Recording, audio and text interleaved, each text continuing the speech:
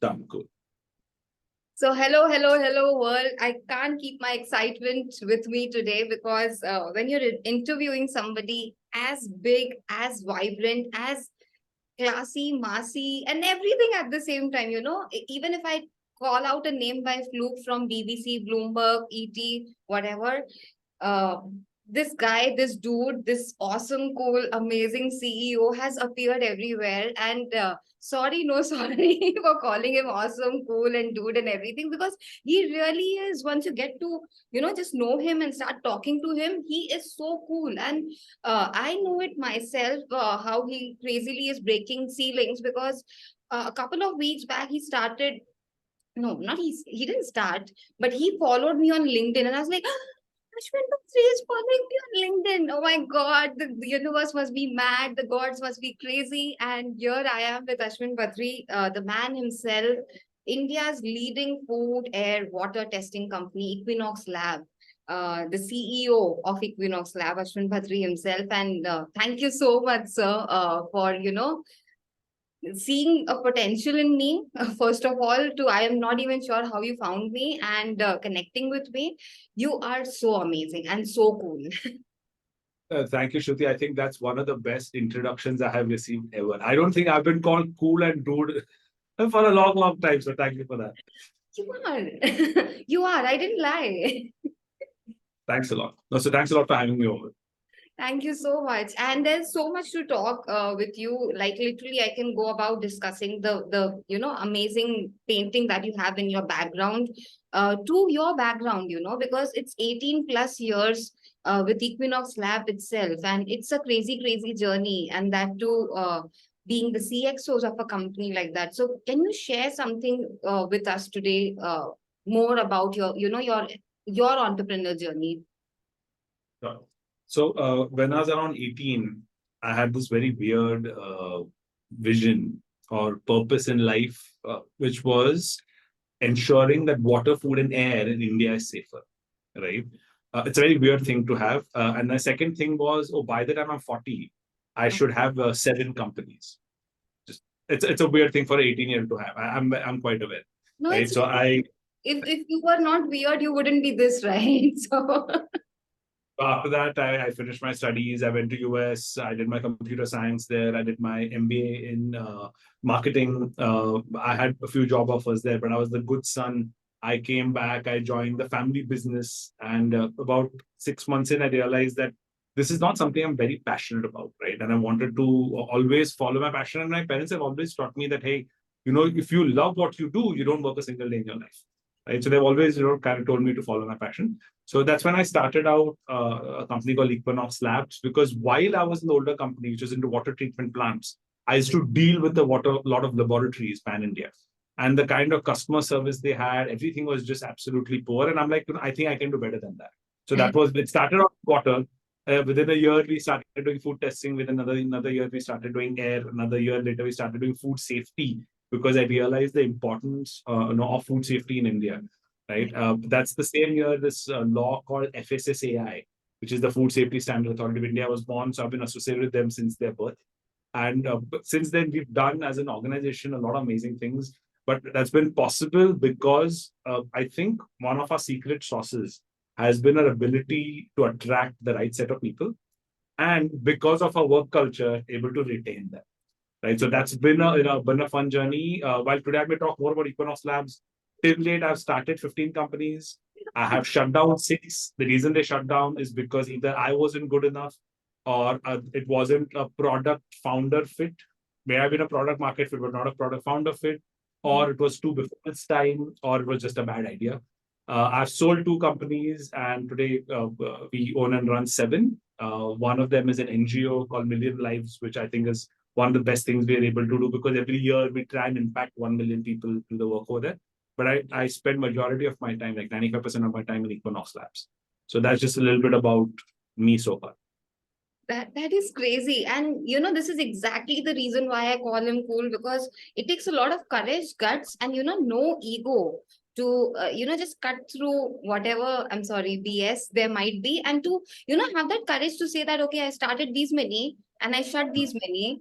And there is a reason for this. How many of them can say that so coolly? It takes so much of conviction and guts in yourself, I feel. So that is amazingly, amazingly crazy, sir. And I don't feel that you were weird as an 18-year-old, because I am also weird in quite a few ways. And like I was talking to you earlier, it was like probably I manifested you in some crazy way. And don't get me wrong when I say manifested you, because I am from Mumbai, and there are these crazy laws which our municipal corporation keeps bringing into picture, right? That we might face water scarcity, and that has been always been the case in Mumbai, right? If you are a kid who's born and grown up in Mumbai, you would know such things. And the weird rules they come up with, that okay, we will be giving you the water supply, but you will also need to have groundwater thing in your societies. And that used to bug me, like, who is doing the testing? So I'm a tester at heart and core, plus I'm a female, so that testing instincts just don't go. It gets even worse and more. So I used to have these questions, and when you just came across, I was like, oh my god, he is the kind of person I've been looking for. So when things like this happen, because you have been in association with the FSSAI itself, like, do you also be a part of making the rules and understanding how the testing should go when such a kind of a law comes for not just BMC, but so many other cities in India are also implementing such things? So how does that really go? So water supply doesn't come under FSSAI. It's a municipal water that every municipality would control.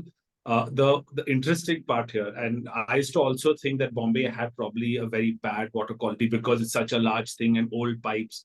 But to my pleasant surprise, Bombay actually has one of the best water qualities in entire country. Like in entire India, Bombay is actually one of the best water qualities for a very simple reason. Their water treatment plant is just fantastic, right?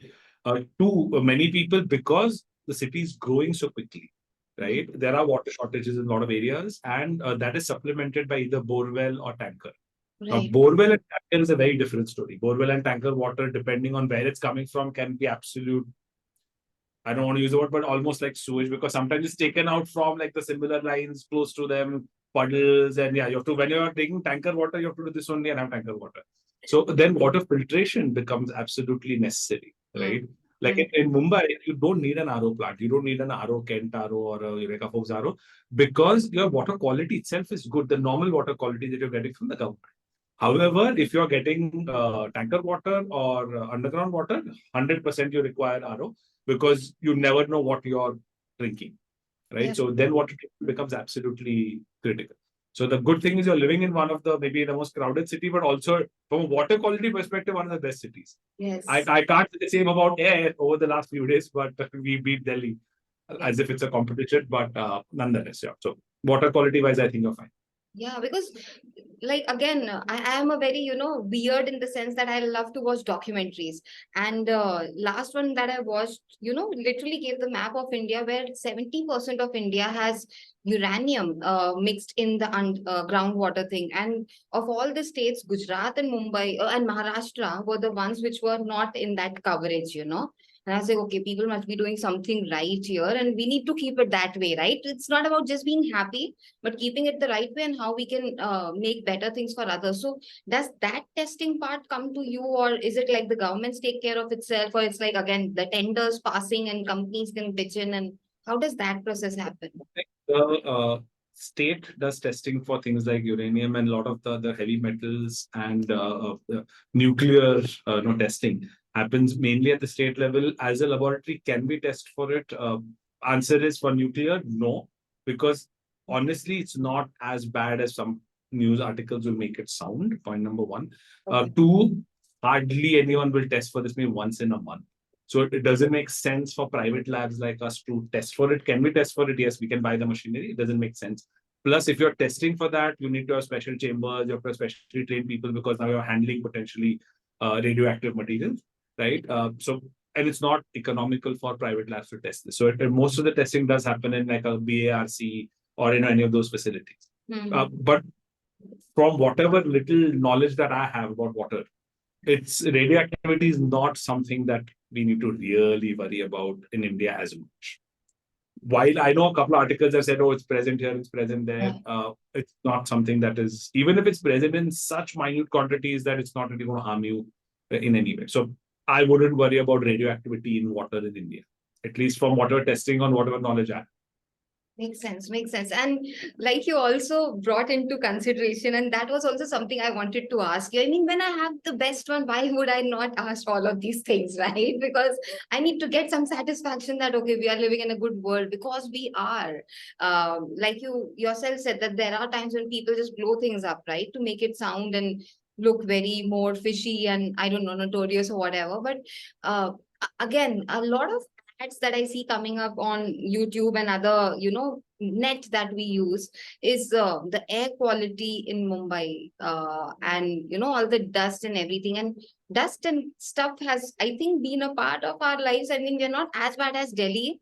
I mean, what kind of a benchmark I'm giving? Sorry, Delhi. But yeah. So, what do you have to say about that? Because that has also been the hype in and all over the internet, right? About the signing petitions to the BMC about air getting bad and worse in Mumbai. What do you say about that? So, air quality deteriorates because of two, three different things. One is because of construction, Yes. right? It could be road construction, could be building construction, because this generates that fine dust, which is called as particulate matter, right? So, particulate matter, anything about 20 microns in size is not as worrisome because your natural defenses will actually block it. But Right. anything less than 20 microns, so 10 micron, 2.5 micron and lesser, unfortunately, your natural body defenses do not block it. It will go inside and stay in your lungs. Now, your stomach has a way of throwing things out one way or the other. Unfortunately, your lungs don't.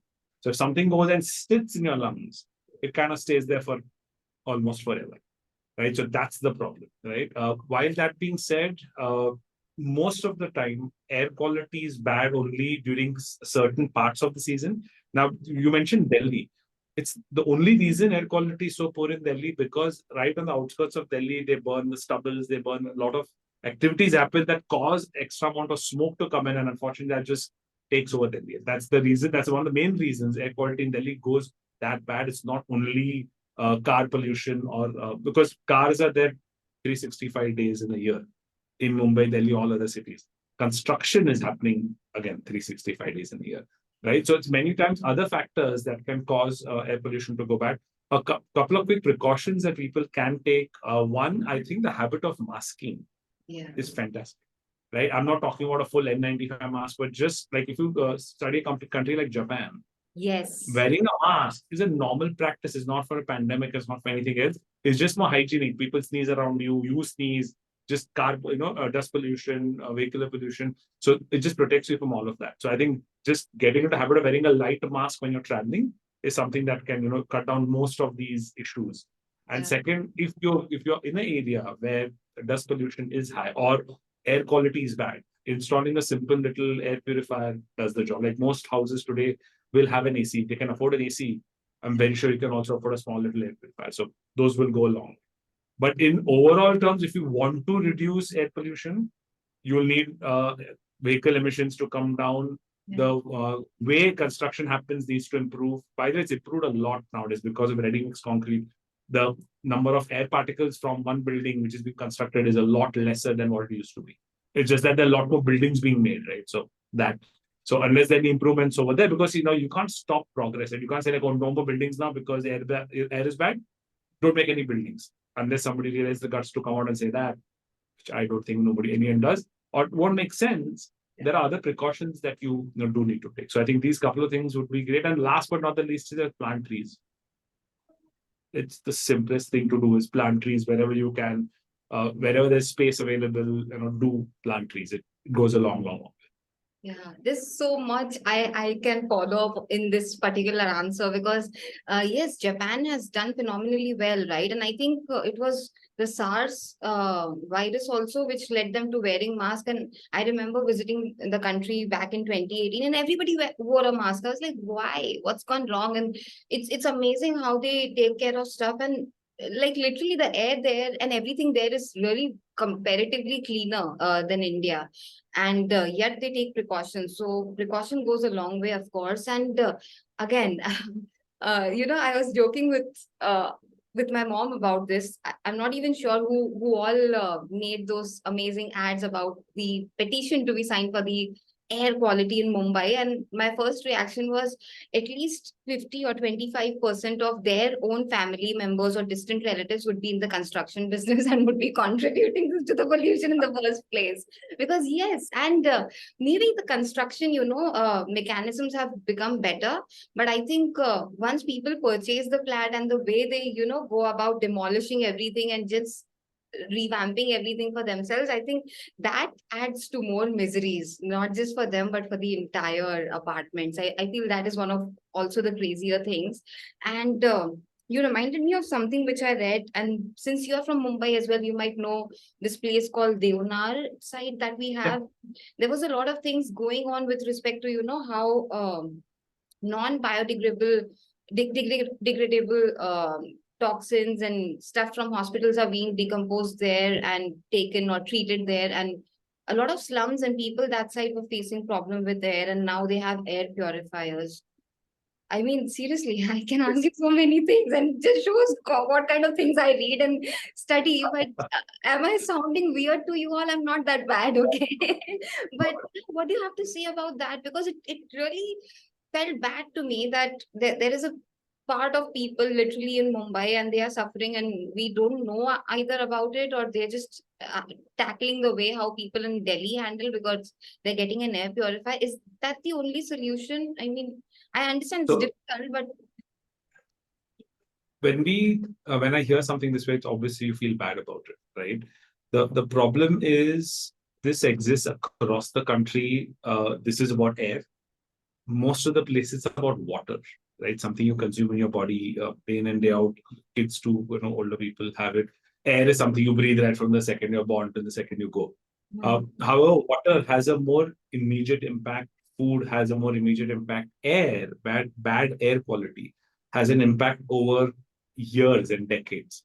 If you are standing in the most polluted city, even for 10, 15, 20 minutes, nothing's going to happen to you because you've inhaled like maybe this much or whatever, and you're not really going to show any reaction to it. You may cough a little bit, which is your natural body mechanism to throw stuff out, but nothing beyond it. It's that over the decade exposure that causes a lot of harm, right? So okay. whenever there are industries that are causing pollution, governments need to really clamp down on that, right? So Maharashtra state government and the Central Pollution Control Board are putting together a lot of new norms, which are coming in, I think, if I'm not mistaken, by end of this year, which will curtail a lot of these issues. Because when people talk about Deonar, it's not just Deonar, it's any industrial belt, any industry produces waste. How do you handle that waste, right? This reminded me of an issue with Maggie a few years ago, Yes, when the whole lead in Maggie, issue was happening. My biggest concern then was, I don't think Nestle is adding lead into Maggie. right. They're not like, oh, let's buy some lead and let's add it in Maggie. Let's see if it tastes good. Obviously, they're not doing that. It's coming from somewhere, right? 99% is coming from the water which is being used. And if Nestle has a plant there, there are 10,000 other plants in that area. Yeah. All of them have the same water. And Nestle, obviously, being better, will have better water treatment, will have better everything. If lead is going through all of that and getting into their product, what about others? Those, Right? And while all this is happening, I was talking to FSSAI as well that, hey, I know you're probably focused on Nestle because, oh, they're a bigger brand and, y'all will come in the limelight. But I don't think it's fair dragging only one brand into it. You have to go deeper. While, okay, you can penalize who you need to penalize, but you also need to solve the deeper issue of where the root cause is, right? So the good part is there are a lot of smart people in the government who are listening to people who understand what they're talking about, which is good, right? I've been lucky to work with FSSAI very closely. There was a CEO then called Mr. Pawan Agarwal. And since he came into seat, I've been associated with them since that day. A lot more closer. I'm now the national advisor. He understood one thing. He's like, I don't understand everything.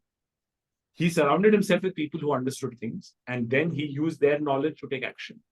Now, slowly and steadily, a lot of government bodies and the heads of government organizations are understanding this fact that, hey, there is knowledge outside our four walls which can help us, right? So, whenever a government body and the chief of that government body realizes it, you can make a lot of changes, right? And I'm going to tell a quick story about Dhirubhai Ambani, yeah. which has literally changed how I operate.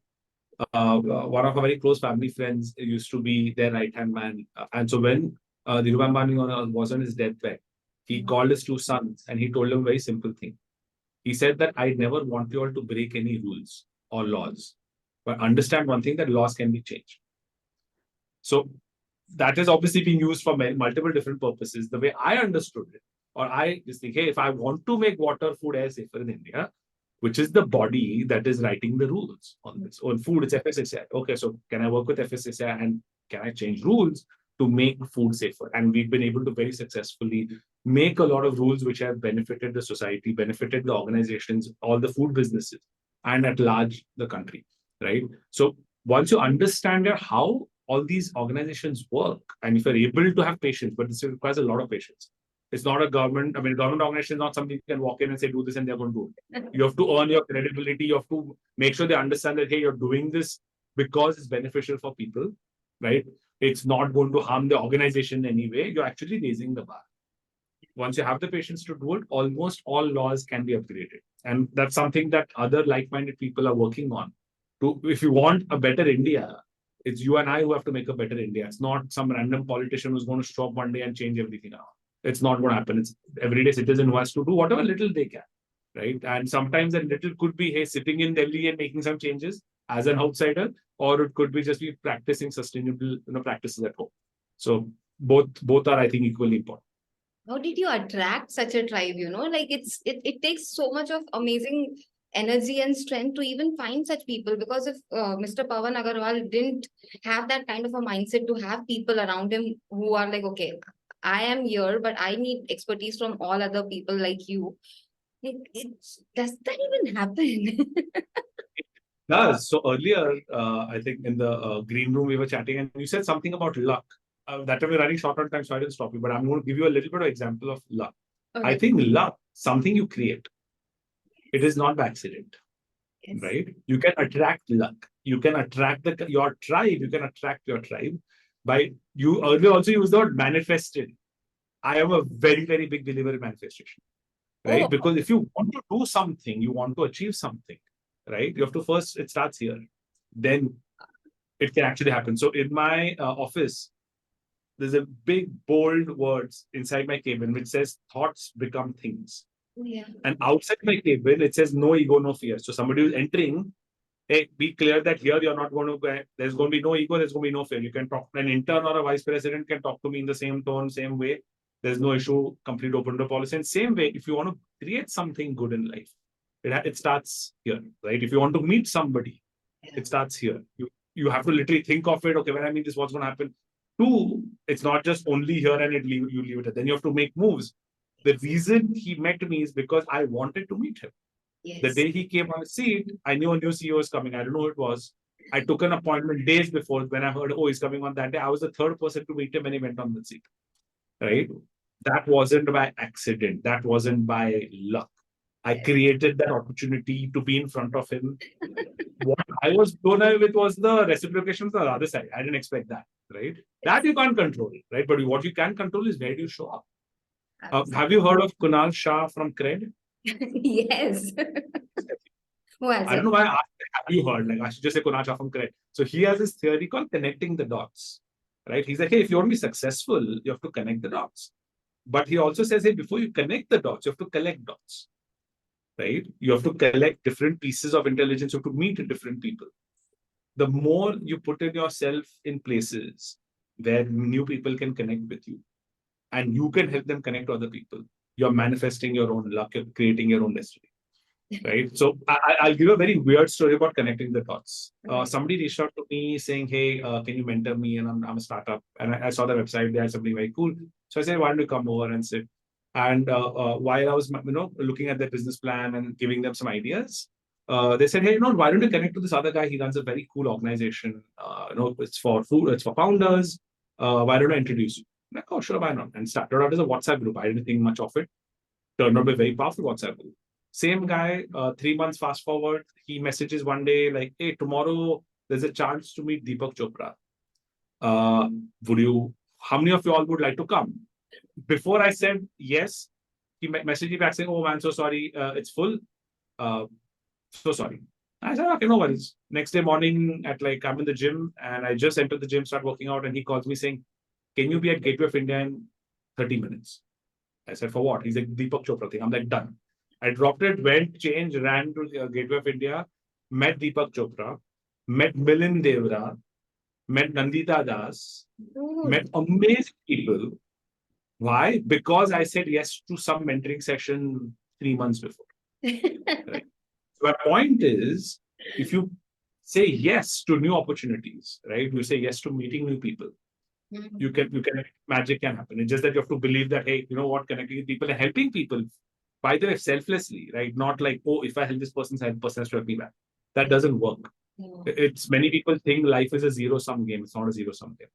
Everybody can win, right? So if when you give generously with no expectation of return, when I've started practicing this, you get a 10x return. If you do something like, oh, I did this interview for Shruti, so Shruti has to do this for me, right? Oh, she has to connect with one person. No, that's not how that works, right? You may do something, you may do some favor to somebody, don't expect anything in return. Life has a way of kind of giving back to you more than you want. So I'm a big believer in that.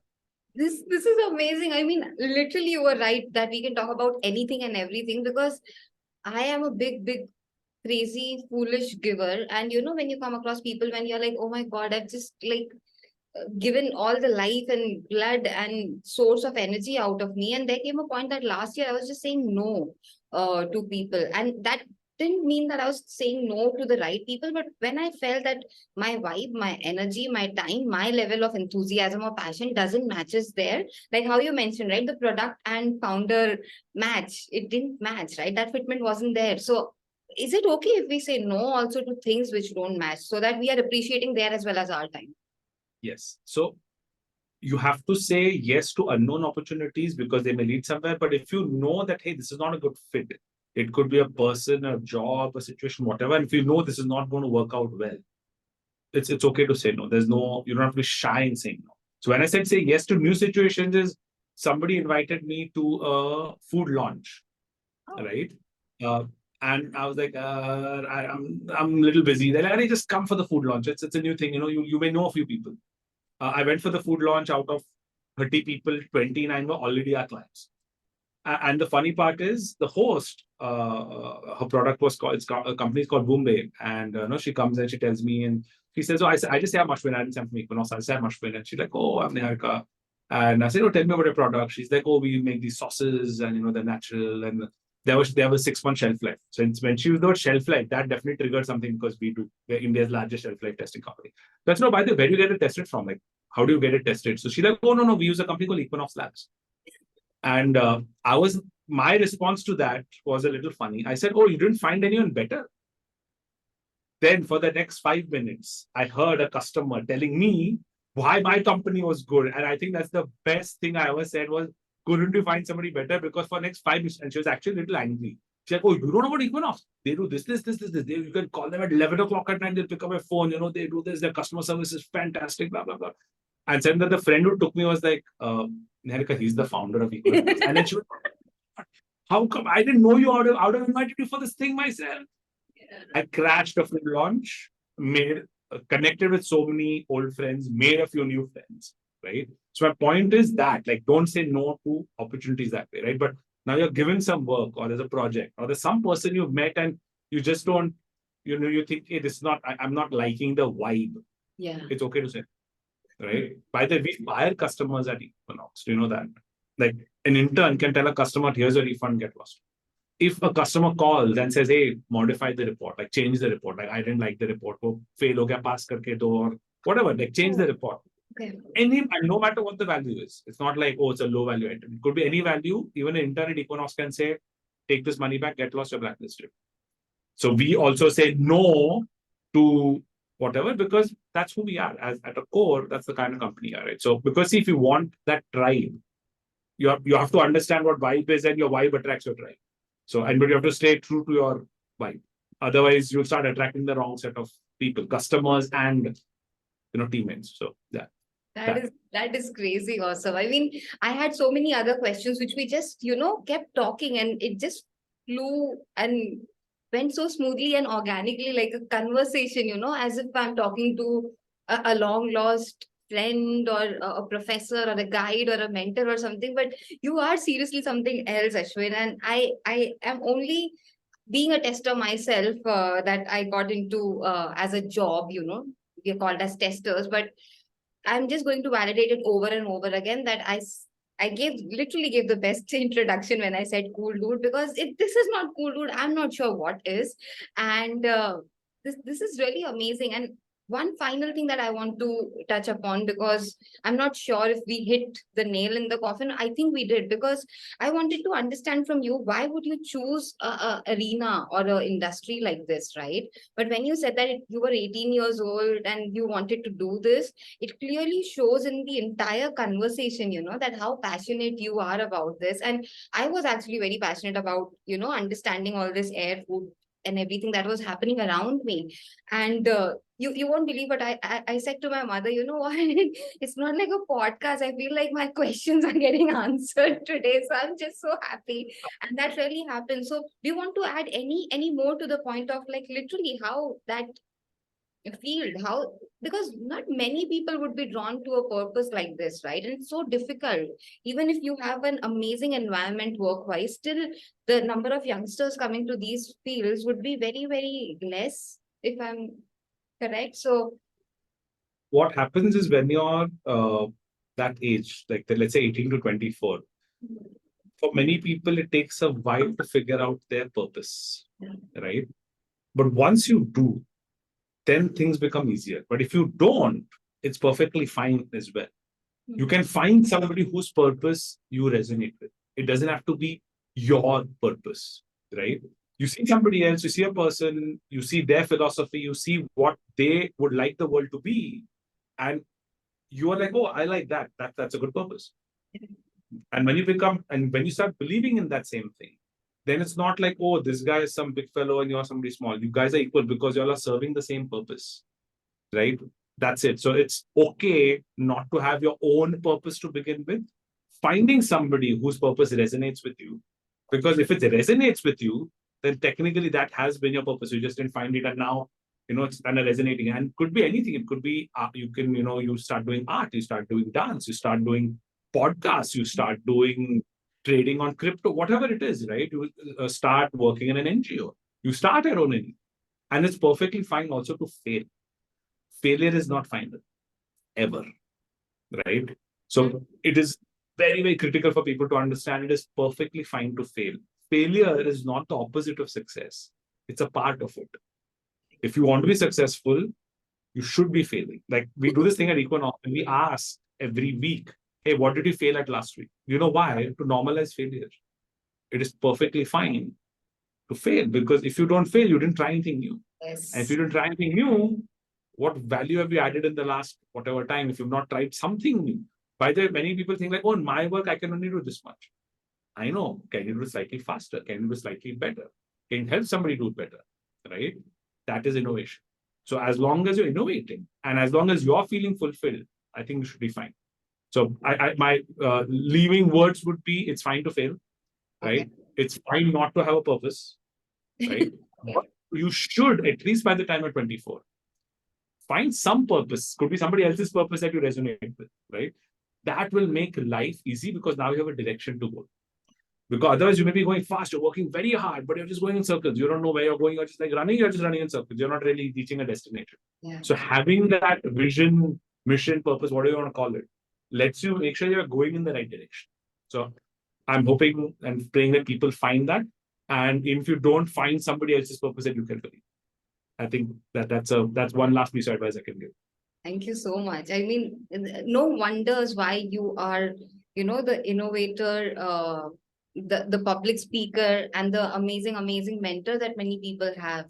And I'm not sure how you would feel about this, but I would definitely want to be in touch with you, because it felt like a resonance to talk to you and, just understand the questions to my answers, really.